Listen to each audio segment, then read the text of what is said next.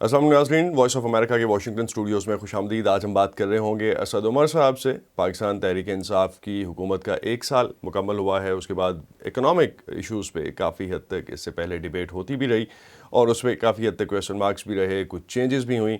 Overall onwards किस तरह से सिचुएशन लगती है, इस पर बात करेंगे। और पिछला 1 साल जो है उसको PTI गवर्नमेंट और असद उमर साहब किस तरह से वे करते हैं, उस पर बात करेंगे। अस्सलाम वालेकुम असद साहब।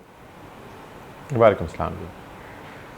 अच्छा, एक्सपोर्ट्स बढ़ रही हैं, इंपोर्ट्स कम हो रही हैं। उसके बाद हम देख रहे हैं सर्टनली ये जो रिज़ल्ट है ये आपकी पॉलिसीज़ का रिज़ल्ट है। आप इसका क्रेडिट अपनी पॉलिसीज़ को देंगे या IMF की जो मौजूदा टीम, IMF के कहने पे, या IMF की पॉलिसीज़ जो इस वक्त हम फॉलो कर रहे हैं उसको क्रेडिट जाएगा इसका? देखिए, ये जब बैलेंस ऑफ पेमेंट क्राइसिस से डील करते हैं और आप इनिशियल स्टेप्स लेते हैं, और स्पेशली जो मॉनेटरी एस्पेक्ट है, करेंसी मेजर्स जब आप लेते हैं, तो इस्टेब्लिश इकोनॉमिक थ्योरी ये कहती है कि दो तरीके वहाँ से निकलने के लिए, या एक्सपोर्ट बढ़ेंगी या इंपोर्ट कम होंगी। तो इंपोर्ट कंप्रेशन जो है वो इमीडिएट होती है, वो फौरी तौर पर रिस्पॉन्ड करती है इन मेजर्स को, और एक्सपोर्ट इंक्रीज़ जो है वो टाइम लैग के साथ होती है। बल्कि वो फेमस एक जे कर्व है कि एक्चुअली देख you can see a slight decline in exports before the start to take up. तो वही हमने देखा है। जो इंपोर्ट कंप्रेशन है वो तो तकरीबन फौरी तौर पे शुरू हो गई थी। सितंबर के अंदर हमने पहले मेजर्स लेने शुरू किए, और with in the next few months हमारा जनवरी फरवरी मार्च का जो क्वार्टर था उसकी एवरेज करंट अकाउंट डेफिसिट वो $636 मिलियन था, versus an average of $2 billion that we had inherited in the last 3 months before the PTI government came in. So you saw a very sharp decline in the imports.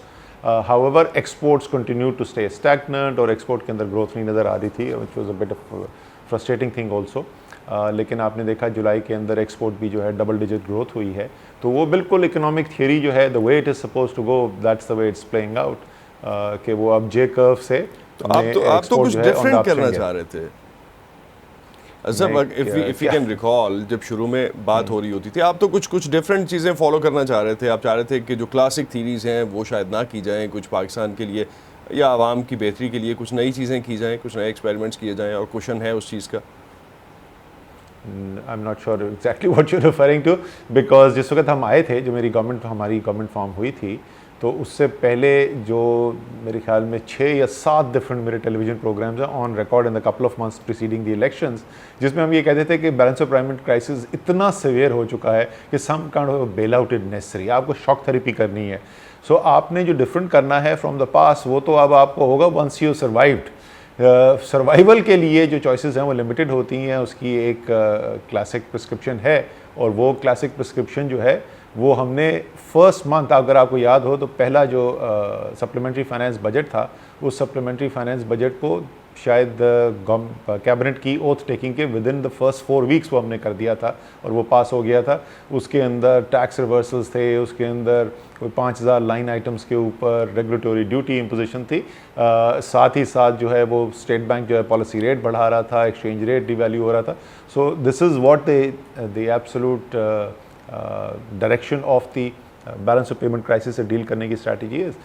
Going forward we believe कि बिल्कुल जो सारी आपने पहले growth achieve की है उसका आपका मॉडल रहा है कंजम्पशन लेड ग्रोथ आप करते रहे हैं, इंपोर्टेड कैपिटल फाइनेंस ग्रोथ करते रहे हैं, एंड एज अ रिजल्ट ज़रा सा आपको 2 से 3 साल थोड़ी भी ग्रोथ मिलती है तो आपके बैलेंस ऑफ पेमेंट क्राइसिस इतना सिवियर हो जाता है कि the cycle breaks and you start all over again. And we believe कि सस्टेनेबल ग्रोथ वो है जो प्रोडक्टिविटी लेड हो, डोमेस्टिक रिसोर्स मोबिलाइज्ड हो, वो एक्सपोर्ट ओरिएंटेड हो। So as we move forward in the next 3 to 4 years that will be the test, are we able to do जो हम चाहते थे, जो मुख्तलिफ है, जो पहला का पैटर्न है, उसको ब्रेक करने में कामयाब होते हैं या नहीं होते। राइट। जो आपने इससे पहले मैंने जो पूछा वो आपके T2F के डिस्कशन और T2F का जो डायलॉग था या लेक्चर था, मैं उस रेफरेंस से, उस डिस्कशन के रेफरेंस से पूछ रहा था। मूविंग फॉरवर्ड, आपने कहा कि प्रोडक्टिविटी लेड ग्रोथ, लेकिन productivity led with these kind of interest rates, inflation हम ऑलरेडी देख रहे हैं डबल डिजिट में, खैर highest ever, on the other side interest rate is highest ever for last 7-8 years. किस तरह से आप प्रोडक्टिविटी ग्रोथ कह सकते हैं इसको? ओवरऑल तो हम पिछले अगर देखें 1 साल में तो हर सेक्टर नीचे जा रहा है। बिल्कुल सही कह रहे हैं, और वही मैं आपसे कह रहा था कि जब पहले सबसे पहले जो है ना सर्वाइव करना पड़ता है, तो आप ये कह रहे हैं कि आप मुझे बोल रहे हैं कि मैं बहुत बड़ा एथलीट बनना चाहता हूँ और बहुत तेज़ दौड़ना चाहता हूँ और बहुत ऊंची हाई जंप लगाना चाहता हूँ, लेकिन आप तो अस्पताल में लेटे हुए बिस्तर के ऊपर, ये किस किस्म की एथलेटिक प्रोग्राम की ट्रेनिंग है? And that's exactly the analogy of what's happening in the economy. इतना severe balance of payment crisis था, तो पहले तो आपने सर्वाइव करके स्टेबलाइज करके वहाँ से निकलना है। तो बिल्कुल पिछले 1 साल के अंदर कोई आपको प्रोडक्टिविटी लेथ ग्रोथ स्पर्ट नहीं नजर आएगा, nor could you possibly afford to do say. Nobody would tell you कि that would be the sensible thing to do. Now that आपका स्टेबलाइजेशन आ रही है, आपके जो शुरू के balance of payment stabilisation measures थे वो इफेक्टिवनेस उनकी नज़र आ रही है। Now it will be the time to start moving into the second gear, और जब आप सेकंड गियर में अभी मूव करेंगे तो उसके रिजल्ट्स जो हैं वो आपको तकरीबन उसके 6 महीने और 12 महीने के बाद नज़र आने शुरू होंगे। सर मैं अभी वो शौकत तरीन साहब का इंटरव्यू हो रहा था एक जगह, वो मैं देख रहा था, उन्होंने कहा कि 15 से 17 के ब्रैकेट में आपका इंटरेस्ट रेट रह सकता है। तो अगले 6 से 8 महीने में भी, ये तो हम ऑनवर्ड्स आने वाले दिनों में बात कर रहे हैं, जिस तरह से अभी टी बिल्स जो फ्लोट हुए और ओवरऑल जो हम नंबर्स इस वक्त तक देख रहे हैं, उसके मुताबिक लगता तो नहीं है कि 15-17% से नीचे का आपको पॉलिसी रेट मिलेगा। अगर पॉलिसी रेट ही इस लेवल पर रहेगा तो कौन सी प्रोडक्टिविटी लेड ग्रोथ की बात करेंगे हम? I don't agree with that assessment के 15 से 17% पॉलिसी रेट होने की कोई भी वजह है। इस वक्त आपका कोर इन्फ्लेशन जो है वो 7.75% है, इट्स ट्रेंडिंग अपवर्ड्स। ये मैंने जुलाई में भी कहा था कि उस वक्त जुलाई में मैंने कहा था अगले 2 से 4 महीने के अंदर इन्फ्लेशन पीक करेगी। अगस्त के नंबर्स आपने देखे were higher than July, and मुझे लग रहा है कि September might be higher than August, but ये सितंबर अक्टूबर के अंदर इन्फ्लेशन पीक करेगी। तो there is absolutely no rational whatsoever for policy rates to hit 15 से 17%। यही तो हम IMF के साथ बहस करते थे, इसलिए तो प्रोग्राम फाइनल करने में देर हुई थी। वो तो जो उनकी ओरिजिनल प्रिस्क्रिप्शन थी उसके लिहाज से तो हमारे कोई 21 से 22% पॉलिसी डिस्काउंट रेट पे चले जाना चाहिए था, but that's not the path that was chosen, and therefore you can C right now कि जो इस वक्त सिचुएशन है, कल का जो ऑक्शन हुआ है PIBs का, उस ऑक्शन के ज़रा आप रिजल्ट्स देख लीजिए। What is the market thinking, वो आपको वहाँ से नज़र आ जाएगा। आपको पता है कि कट ऑफ जो हैं वो 5 ईयर और 10 ईयर पेपर के were lower than the previous cut off. So market clearly does not think कि आगे इंटरेस्ट रेट्स और आगे मजीद बढ़ने के लिए जा रहे हैं। सो बेसिकली हम वॉल्यूम्स में, okay alright. So moving further, जिस तरह एक्सक्यूज मी, जो ओवरऑल कलेक्शन है डेट के नंबर्स पे अगर हम आ जाते हैं, जो ओवरऑल FBR का डेटा, जिस तरह से टैक्स पेयर्स के नंबर्स जो हैं वो बढ़ रहे हैं, अगर उन नंबर्स को कैलकुलेट किया जाए तो उस हिसाब से शायद हमें लोकल इकोनॉमी में तो नोट कम छापना पड़े, लेकिन इंटरनेशनल डेट तो वहीं का वहीं खड़ा रहेगा और वो तो बढ़ता जा रहा है। जी, and international debt is a function of the current account deficit. अगर करंट अकाउंट डेफिसिट जो है वो पिछले साल $19 बिलियन था और ये साल जो ख़त्म हुआ वो $13 बिलियन है, और अब एक्सपेक्टेशन है कि अगला साल जो है वो 7 से 8 बिलियन होगी। इन स्टार्ट जो है वो बहुत अच्छा हुआ है। जुलाई के महीने में ही सिर्फ पिछले साल जुलाई की निस्बत $1.5 बिलियन की कमी है। पिछला जुलाई जो था वो आखिरी महीना था PTI गवर्नमेंट आने से पहले, और उस जुलाई के बनिस्बत इस जुलाई में $1.5 बिलियन की कमी है। तो वो जो हम further decline from $13 billion to maybe 7 और 8 बिलियन देख रहे हैं, उसकी बहुत अच्छी बिगिनिंग हुई है फिस्कल ईयर के अंदर। तो अगर आपका खसारा ही इतना कम हो रहा है तो इट इज़ पॉसिबल नहीं है, कोई वजह नहीं है कि आपका जो डेट है उसकी ग्रोथ फास्टर हो। बढ़ेगा ज़रूर, लेकिन the debt should be growing at a much slower pace than the rate at which the debt was being accumulated, and a combination of debt accumulation and reserves fall. जो दोनों चीज़ों को अगर आप नंबर को जोड़ के देखें तो मोर और less that is the equivalent of the current account deficit. So बेहतरी आ रही है एक्सटर्नल उसके अंदर। In fact it's the other way around, domestic debt growth is still very high. तो आप कंट्रोल करने का सोचेंगे? बिकॉज सर्टनली जितने ज़्यादा नोट छापेंगे, जितना हम लोकल फ्रंट पे ज़्यादा, डोमेस्टिक डेट भी तो वहीं का वहीं खड़ा रहेगा, वो कहीं इन्फ्लेशन में तो ऐड ऑन करेगा। जी बिल्कुल ऐसा ही है, and therefore it is very very important कि फिस्कल डेफिसिट जो है उसको भी कंट्रोल किया जाए। करंट अकाउंट डेफिसिट को कंट्रोल करने में खातिर खा कामयाबी हुई है। अब fiscal deficit now becomes the next frontier, और जो इस दफ़ा जो रेवेन्यू टारगेट सेट किए गए हैं बहुत एम्बिशियस टारगेट्स हैं, और आपने देखा होगा कि there is been a series of initiatives जो इस वक्त FBR ने ली हैं, एंड होपफुली उसके अंदर अगर कामयाबी नज़र आएगी तो वो बहुत ज़रूरी है। दूसरी चीज़ ये है कि ज़रा फिस्कल डेफिसिट भी एक ट्रांजिशन फेज से गुजरेगा, बिकॉज आप पॉलिसी डिस्काउंट रेट बढ़ा रहे हैं उस जो बैलेंस ऑफ पेमेंट क्राइसिस से डील करने के लिए, तो आपकी इंटरेस्ट पेमेंट्स जो हैं वो ड्रामेटिकली बढ़ गई हैं। तकरीबन मोर देन $1 ट्रिलियन का इजाफा हुआ है सिर्फ इंटरेस्ट एक्सपेंस के अंदर लास्ट ईयर। ये जैसे इन्फ्लेशन कंट्रोल होके आहिस्ता आहिस्ता नीचे जानी शुरू होगी, इट विल ट्रेंड डाउन, साथ ही साथ पॉलिसी रेट नीचे आएगा और जो interest expense which is now the biggest component of the fiscal deficit वो भी नीचे आना शुरू होगा and that will also help lower the fiscal deficit. लेकिन moving down to the inflation numbers और इंटरेस्ट रेट्स, मैं दोनों चीज़ों पे चाहूँगा कि आपसे पॉलिसी रेट 13-25 पे तो इस वक्त है, जो कि 8 साल का ऑलरेडी हाईएस्ट लेवल है. Where do you see this going, कहाँ जाके रुकेगा, कहाँ? कुछ ऐसी कैलकुलेशन कुछ गवर्नमेंट के माइंड में ऐसा है, कुछ ओवरऑल पॉलिसी मेकर्स के माइंड में? पहली बात तो मैं बिल्कुल क्लियर कर दूं जी, मैं एज एन इंडिविजुअल बात कर रहा हूँ, मुझे I have absolutely no idea ministry of finance में क्या थिंकिंग है या सेंट्रल बैंक की क्या थिंकिंग है. सो जो मैं कह रहा हूँ that should not be taken as an indication of what the government policy is going to be. जो मेरी राय है, जितना मुझे नज़र आ रहा है, जैसे मैंने आपको कहा कि इन्फ्लेशन जो है it is going to be peaking in the next month और two. I personally, if you ask me, I don't foresee the need for any further policy rate hikes, but even if there is any, it should be nominal, it should be small increases. We are pretty much at the height of the interest rate cycle. और जैसे मैंने कहा कि market क्या समझ रही है, वो मार्केट तो बिहेवियर होता है in the end you, it's the money which counts in bullshit box. तो कल जो है मार्केट ने buy bidding aggressively for long term paper जिसके यील्ड्स डिक्लाइन हुई हैं, the cut off is actually lower than it was in the last auction, shows के market is also thinking on the same lines जिसमें मैं आपको इस वक्त कह रहा हूँ. That's what I wanted to know कि आप समझते हैं कि अगले साल या सितंबर से पीक आउट होना शुरू हो जाता है, तो then that's probably a good news for the audience. एक चीज़ ओवरऑल रुपए के हवाले से प्रेशर तो हमने काफ़ी देख लिया है, 160 के अराउंड इस वक्त भी 158-160 के ब्रैकेट में इस वक्त है. नवंबर की पेमेंट्स के बाद कुछ अरब डॉलर की पेमेंट्स तो हैं इंटरनेशनल फंड्स की या जो भी हमारी इंटरनेशनल पेमेंट्स हैं. आपको लगता है दोबारा से रुपए पे प्रेशर आएगा तो कहाँ रुकेगा जाके? देखिए जो डेट पेमेंट्स हैं, since you know them up front, तो therefore obviously Q block जो है उसकी रीपेमेंट के लिए नए अरेंजमेंट्स भी कर रहा होगा. So hopefully that will not disturb the currency market. Currency market behave करेगी depending on what is happening in your core international trade, debt and goods and services की जो ट्रेड के अंदर हो रहा है. अगर वो गैप जिस तरह जुलाई के महीने के अंदर भी सीन अ शार्प कंट्रैक्शन पिछले साल की निस्बत, अगर वो गैप कंटेन रहेगा तो इन्फ्लेशन तो एक्सचेंज रेट के ऊपर प्रेशर भी कंटेन रहेगा. अगर for any reason oil prices spike करती हैं या कोई और ऐसी वजह होती है कि आपका इंपोर्ट और एक्सपोर्ट का गैप दोबारा से बढ़ता है, तो that is what may bring the currency under pressure. जो moving for the over closing notes on this कि पाकिस्तान तहरीक इंसाफ या आपकी गवर्नमेंट की मौशी पॉलिसीज़ में पुरानी गवर्नमेंट की निस्बत फ़र्क क्या है? बिकॉज ओवरऑल अगर हम देखते हैं ग्रास रूट लेवल पे तो आवाम तो उसी तरह से शायद पहले से ज़्यादा रो रही है. सही, वो तो खैर पता नहीं पहले से ज़्यादा एक नहीं. हार्ड डेटा देखें, जो पहला साल था मैंने कहा सर्वाइवल के साल में अगर आप परफॉर्मेंस को चेक करेंगे तो परफॉर्मेंस का मेयार जो है वो रिलेटिव होगा. पिछली दो हुकूमतें जो आई पॉलिसीज की बात कर रहा हूं, मैं उसको कंपेयर ही नहीं कर रहा कि आप पॉलिसीज की बात कर रहा हूं कि ओवरऑल मेन डिफरेंसेस अगर हम वहां पे सॉर्ट आउट करें. जी प्लीज़. मैं उसी का जवाब दे रहा था उसी का जवाब दे रहा था कि बैलेंस ऑफ पेमेंट क्राइसिस दोनों जो है वो जब पीपल्स पार्टी गवर्नमेंट आई थी उनका भी क्राइसिस सिचुएशन फेस की थी, PMLN ने भी की थी. द ओनली डिफरेंस जिस तरीके से PTI ने इम्प्लीमेंट करने की कोशिश की है तो दो काम ज़रूर हुए हैं.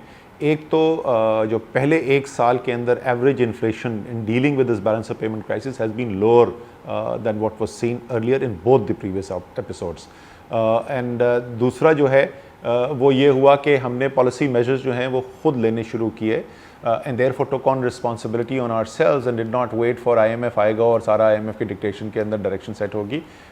सो PTI ने एक ये डिफरेंस मेन पहले साल के अंदर, these are the two things that I would say have been different. As we move forward, वो तो मैं आपको बता चुका हूँ what the test will be. अगर PTI की गवर्नमेंट जो है वो एक instead of a consumption led imported capital finance एक productivity led export oriented domestic resource mobilise growth पे ले जाती है, that will be the real difference जो वाकई में टेस्ट बनेगा. चांसेस कितने? मेरे ख्याल में तो कोई रॉकेट साइंस नहीं है. दुनिया में dozens and dozens and dozens of emerging countries have done that. It's a question of having the discipline to do so. It is a question of being able to take tough decisions which have already been exhibited. Some very tough decisions have been taken by the government in the first year. So अगर discipline रहे, focus रहे, तो इंशाल्लाह कोई वजह नहीं है कि आप इस बात में सक्सेसफुल ना हो सके जिसमें दर्जनों ममालिक पहले जो हैं वो डेमोन्स्ट्रेट कर चुके हैं सक्सेस। तो असद उमर की नज़र में मौजूदा मुआशी मैनेजर्स जो हैं उनकी पॉलिसीज़ या उनकी डायरेक्शन ठीक है, कारकर्दगी ठीक है? जी मेरे ख्याल देखिए डायरेक्शन में तो कोई फ़र्क नहीं है, डायरेक्शन तो is the same. Specific choices जो हैं वो थोड़ा ऊपर थोड़ा नीचे, थोड़ा पहले ज़रा बाद में, उसके ऊपर डिफरेंसेस हो सकते हैं। डायरेक्शन के ऊपर तो कोई फ़र्क नहीं है। अभी आए हुए उन बेचारों को हुए कितने 4 महीने हैं, तो किस बात पे आप उनको क्रिटिसाइज़ करेंगे? As I said, I am very clear on what the litmus test of it should be. So आज जो मैं कह रहा हूँ, साल के बाद, 2 साल के बाद, 3 साल के बाद इसी मेयार पे परख के देख लेंगे।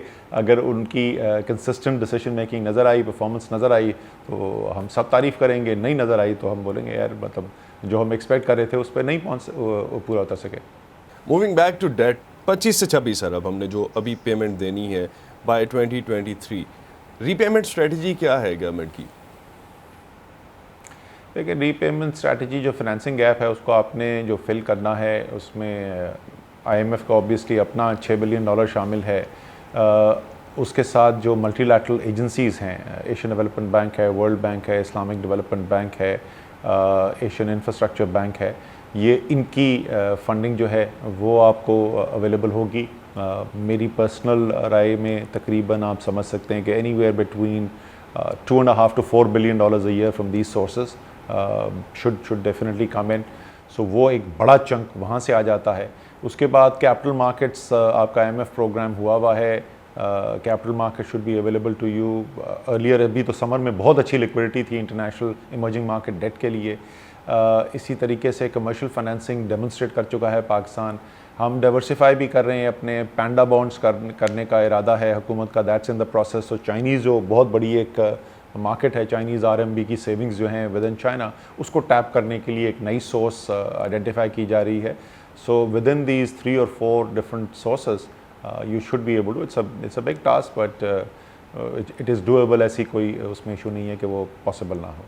तो कैपिटल मार्केट्स का आपने हवाला दिया। कैपिटल मार्केट्स खैर पिछले 4 दिन में तो बहुत अच्छा परफॉर्म किया है, हम तकरीबन देख चुके हैं 32,000 पे तो दोबारा पहुंच गई, 30,000 से नीचे से 3-3,500 पॉइंट्स रिकवर कर लिया मार्केट ने। मार्केट में आप समझते हैं कि अभी भी बेल आउट करने की ज़रूरत है हमें अपनी कैपिटल मार्केट्स को, या art they reflecting the true barometer of economy? मैं तो जी बिल्कुल बेल आउट में नहीं यकीन रखता। मेरे ख्याल में कोई बेल आउट की ज़रूरत नहीं है। आई थिंक जो स्टॉक मार्केट है, जो फ्रंट लाइन रेगुलेटर है और जो सिक्योरिटी एंड एक्सचेंज कमीशन है, और सिर्फ अभी का नहीं पिछले चंद सालों का, उसको ये क्रेडिट मिलना चाहिए कि ये डिक्लाइन बाय द वे वो चंद माह में नहीं शुरू हुआ था। ये डिक्लाइन शुरू हुआ था आज से 2 साल पहले, और मई 2017 के अंदर मार्केट पीक की तकरीबन 53,000 पॉइंट्स पे, और वहाँ से गिरते वो 28,000 पॉइंट के ऊपर आ गई। 25,000 पॉइंट का डिक्लाइन हुआ, कोई क्राइसिस नहीं क्रिएट हुआ मार्केट के अंदर। वो जो हमेशा पुराना होता था, लोगों की बैंकरप्सीज हो रही हैं, तब the risk management system, वो value at risk based risk management system, I used to be on the stock exchange board, so I was also involved as a part of it जिस वक्त ये implementation हो रही थी। so वो जो नए system implement किए गए हैं वो robust systems हैं, उन्होंने अपनी efficacy दिखाई है, and with that in place, market में अगर आप पैसा डालते हैं, if you're not willing to lose money at least in the short run, then you should not be investing in the market. That's the nature of the beast। तो इस सब के बावजूद हुकूमत को NIT के थ्रू 20 अरब का बेल आउट पैकेज तो देना पड़ा ना? अभी तक तो दिया नहीं। मैंने सुना था कोई अखबार के अंदर, I frankly don't know where that stands. मैंने अखबार में ही पढ़ा था कि शायद कुछ हो रहा है, लेकिन कोई बेल आउट पैकेज दिया तो नहीं अभी। तो आप ओके, आप डिनाई कर रहे हैं उसको, दैट्स क्लियर। ओवरऑल मैं डिनाई नहीं कर रहा, मैं आपको बता रहा हूँ कि I am talking as somebody who does not privy to the decision making. So I, as far as I am concerned, हुआ कुछ भी नहीं है। अखबारों में कुछ रिपोर्ट ज़रूर पड़ी हैं। राइट। FATF पे कहाँ खड़े हैं हम, परफॉर्मेंस क्या है हमारी? क्योंकि 3rd रिव्यू मीटिंग चल रही है इस वक्त, जो कैमरा में ऑस्ट्रेलिया में चल रही है, इसके बाद थाईलैंड की मीटिंग है, और देन फाइनल जो अक्टूबर में एक डिसीजन इस हवाले से शायद आएगा। परफॉर्मेंस क्या है हमारी, कहाँ खड़े हैं हम इस वक्त? अगेन मेरी जो इन्फॉर्मेशन है अबाउट FATF, वो अप्रैल तक तो फर्स्ट हैंड है, उसके बाद मेरे पास भी सिर्फ मीडिया रिपोर्ट्स हैं, nothing more than that.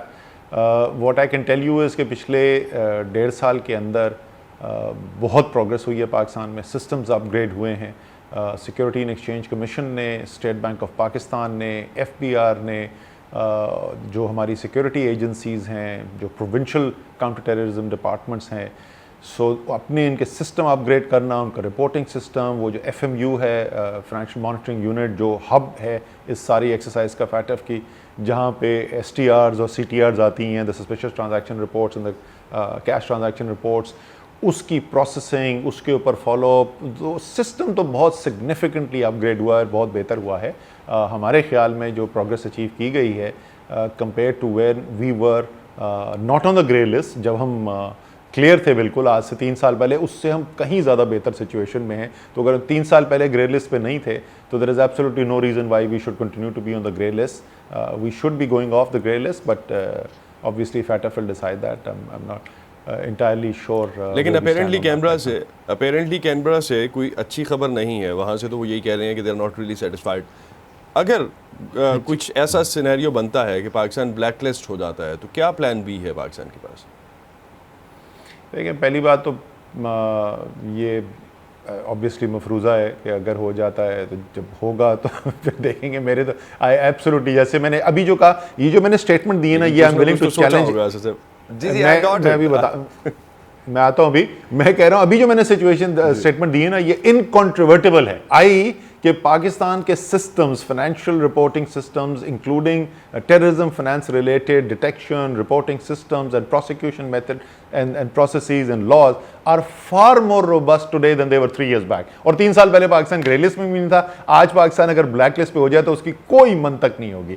However, ये भी हम ज़रा सा कहते हैं कि कोई ज़िंदगी और मौत का मसला भी नहीं होता इकॉनमी का। Pakistan has been in the black list before, economy चलती रहती है। It raises the due diligence requirements, it restricts the flows, it's obviously not a desirable thing. लेकिन ऐसा नहीं है कि उधर से ब्लैक लिस्ट हुआ और इधर पाकिस्तान की इकॉनमी अगले दिन बंद हो जाएगी। एक चीज़, नॉन रेजिडेंट पाकिस्तानीज़ के लिए मोस्टली हम अब तक सुनते आए हैं और अभी भी इमरान खान साहब काफ़ी फोकस रखते हैं, इमरान जो ओवरऑल नॉन रेजिडेंट पाकिस्तानीज़ हैं, चाहे वो रेमिटेंसेस की शक्ल में हो, चाहे वो ये कहें कि पाकिस्तान में उनकी एक्सपर्टीज़ की ज़रूरत है। तो क्या हो रहा है उस सिलसिले में? एक वैसा एटमॉस्फेयर आपको लगता है कि बन जाएगा कुछ सालों में? देखें, एक तो after remaining flat for a few years आपकी डबल डिजिट ग्रोथ हुई है रेमिटेंसेस की। तो रेमिटेंसेस के अंदर इंसेंटिव्स भी बढ़ाए गए थे, सिस्टम्स इंप्रूव किए गए थे, उसके रिजल्ट्स आपने देखे हैं। एज़ फार एज़ लोगों की ताल्लुक़ है, there are number of people जो इस गवर्नमेंट में अपॉइंट हुए हैं, की पोजीशंस के ऊपर अपॉइंट हुए हैं, बड़े इदारों के अंदर एंड हुकूमत के अंदर डायरेक्टली, जो नॉन रेजिडेंट पाकिस्तानी से, ओवरसीज़ पाकिस्तानी से who come back Imran Khan की कॉल के ऊपर। सो वो तो हमें डेफिनेटली नज़र आ रहा है। ज़रा सा साथ टाइमिंग का ये हुआ कि एक severe balance of payment crisis के अंदर थे, इकॉनमी स्लो डाउन हुई हुई है, तो माहौल जो है वो शायद इतना अट्रैक्टिव फौरी तौर पे ना नज़र आ रहा हो। जैसे जैसे आपकी स्टेबलाइजेशन जो है वो बिल्कुल लोगों को यकीन आना शुरू हो जाता है एंड वापस से ग्रोथ की तरफ जाते हैं, मेरे ख्याल में बोथ द ओवरसीज़ पाकिस्तानीज़ का पैसा flowing into the country as well as overseas Pakistani talent coming back into the country, दोनों एक्सेलरेट होंगे। आई होप आप स्टेट बैंक गवर्नर को रेफर नहीं कर रहे इसमें। यो स्टेट बैंक वो गवर्नर क्यों नहीं भाई, वो भी ओवरसीज़ पाकिस्तानी था, so why should he not be counted in that. Alright, बहुत शुक्रिया अज़ीज़ साहब आपका हमें वक्त देने का, और ओवरऑल ऑनवर्ड जो स्ट्रेटजी जिस तरह से पाकिस्तान तहरीक इंसाफ की अब तक रही है, अज़ीज़ साहब का बिलीफ है कि आने वाले दिनों में हम देखेंगे इसका रिजल्ट भी आना शुरू हो जाएगा। इन्फ्लेशन सर्टनली हमने देखा कि अब तक जो है वो हायर साइड पे रही है, सितंबर के नंबर जो हैं वो प्रॉब्ली उनको लगता है कि पीक आउट कर जाएगी, उसके बाद हम कूल डाउन होते हुए देखेंगे। अब तक के लिए इतना ही, इजाज़त दीजिए, खुदा हाफिज़।